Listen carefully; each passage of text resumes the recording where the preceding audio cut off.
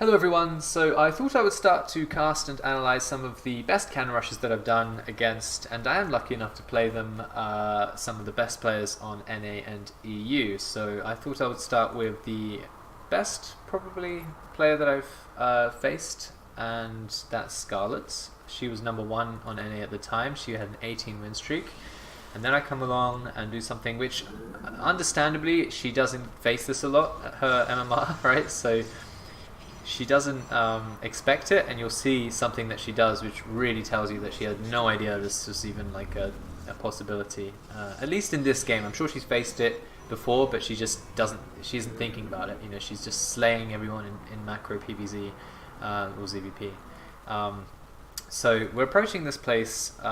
Obviously I see the hatch, so I don't put the pylon down here. If there's no hatch here, even if they're going, you know, 17 gas, 17 pull, 17 hatch, or whatever variant of that you want, even if they're putting everything down at 17, you still have to put the pylon there, because you don't know it's not a 12 pull. So obviously we come in and expect to put it there, but if we see the hatch, then we can go for the aggressive location. And then you've got this on patrol, that's just so you can bounce off of the pylon if the drone comes. So we've just obviously blocked the drone out, and even though it's one drone, you don't know that there's not more coming down. And this is the thing that tells you the Scarlett just doesn't expect this, because this makes this already extremely powerful cannon rush just super deadly, because she either has to cancel this now, and she's super far behind getting her queens out, getting her even spines out, and getting to crawlers, sorry, ravagers. Crawlers are what we call it in Marine Arena. Yeah, so she does a drone pull, but you know, you put it down. You know, the build here is quite simple. You know, forge first, and then you go into a cannon gateway, and then pylon on the high ground when you have the money. And then it's slightly different on this map. You do have to understand that, because typically in this situation you would want your second gate quite soon, like very soon from now, because then when you put your cyber down, which takes 10 seconds less than the gateway, everything will come together and you'll be able to produce 2 stalkers at a time, this being an aggressive 2-gate stalker build. But on this map, if you don't do what I do and delay the second gate so that you can put more cannons up on the high ground, deny this gas, deny this pull in this case, you shouldn't, but generally you're denying this gas and also any kind of spine crawler play by putting 3 cannons up, and generally I put them here, here and here in a nice big arc, because then you've got pretty much the entire east side of the base covered in this case. So there is, and then you want to get your gas and then your gate. Okay, no, sorry, you want your cyber because you don't have money for your second gate. So it's very delayed in comparison to other videos that you'll see. This is very delayed. So in this case, obviously, she isn't doing anything crazy like a giant drone pull, I think, because she recognizes that there's no way she's going to defeat the submelee units.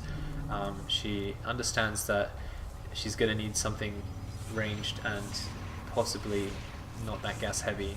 So she's going to go Ravagers off of 1 gas, which is very obviously not bad, but you don't get that many Ravagers with 1 gas, so she'll struggle to deal with 2-gate stalkers. Even though my second gate is late, she's on 1 gas, so you know, it makes it very fair, or not fair, but it balances it back out to the fact that I've had to delay my stalkers, but then she's getting half of the gas that she would be otherwise. You know, on a map like Blue Shift or even Lost and Found, it's difficult to deny the gas for forever, for a long time. But on this map, you pretty much just deny this gas the whole time. She does a proxy, but I don't really think that that's a good move here, because when the wolf is at your door like this, you know, I'm not taking to immortals, I'm not taking to anything. I'm just literally making stalkers, and once I get the gas and learn to macro, I'm just going to be producing stalkers, and stalkers, 2-gate stalker with shield battery support against half gas Ravager production. Obviously the stalkers win, and it's really one-sided. But obviously if I didn't wall off like this, and I see a lot of people go Gate Forge, and a reactive forge. That's kind of Haas Cannon Rush. Parting does it that way sometimes. Although I've seen him do this as well now. You know, he watches my stream and he learns my style as well. But I've seen him do a gate first as well. So, and they do it here because they want to expand. So this response from Scarlett kind of works better.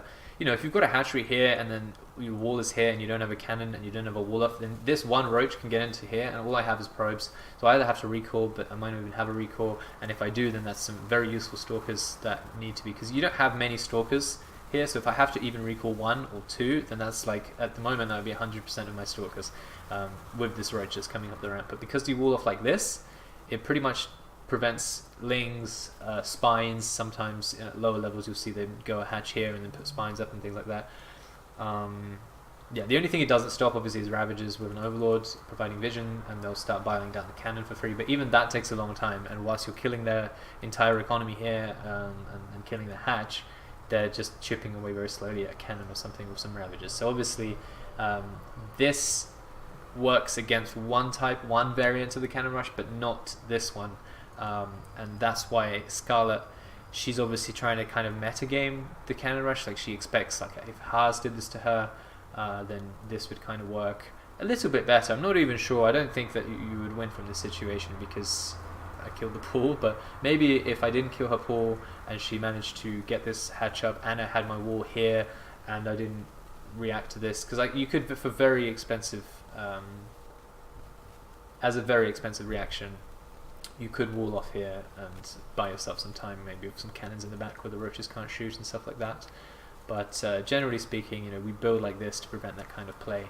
And then now she has to try and deal with producing another hatchery whilst fighting a fight that she was already going to lose. So that's the issue. Last second cancel there. Important to save your, because that's only 25 minerals that I lose when I cancel that instead of 100, right? So you save yourself 75 minerals every time you do a cancel, so very important to get that down. And then on this map you can work on the drones. There's a little bit of a discussion. Print thinks that you should go for the hatchery, but I think he's come around a little bit for maps like this one, where your shield battery's here, your stalker's here, and also think like even if you put your stalkers here, it's really easy to start picking off those drones. And you know, the roach comes up, it's trying to kill this pylon, but she realizes, you know, it's going to take forever to kill this pylon. I could even shield battery that down.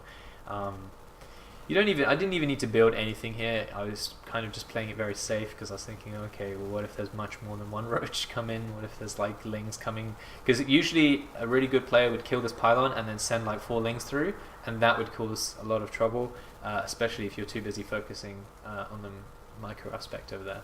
But yeah, you know, this looked really one-sided, and that's because it was extremely one-sided. Just because of the pool placement, which just didn't expect that this was the thing, but this is so easy to get up on this map if they go hatch first that you really can't put your pool anywhere along this side of the map, side of your base, sorry. And obviously she played as best as she could and really obviously godlike, but you know, just from that early game mistake, it's like, you know, if you build your gateways in a bad position, you can lose in a PvP to adepts getting into your minerals, and you're like, well, this sucks. Just because I started the game wrong, I lost the game for that simple mistake. And it is very punitive. So for Zergs out there, obviously, you just need to know never to build your spawning pool in a place where you can get it cannon down.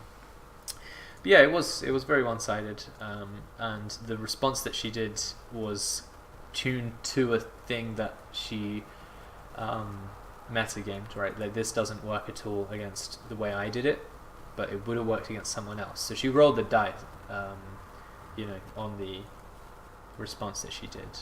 But I guess when she thought, oh crap, my pool is gone, she thought, I can't make spines, I can't make lings, you know, I have to spend these minerals somehow. So she made a hatch. I think obviously getting a hatch somewhere else would have been better, but she was never going to get these drones out of the base. So yeah, she was kind of just dead from that. Just the build as well, like going hatch first and then pool in the wrong place, that's like 2 things that make this build even stronger, and then it's just rip. Yeah. Alright, good. Nice. Hope you guys enjoyed that. I'll be doing more. I've got loads of games against really good Zerg players in particular, and I'm going to be trying to do it so it's like always on this map, and then I'll do another series on Acid Plant blue shift and lost no cannon, etc. And then I'll do the other races. Okay, nice.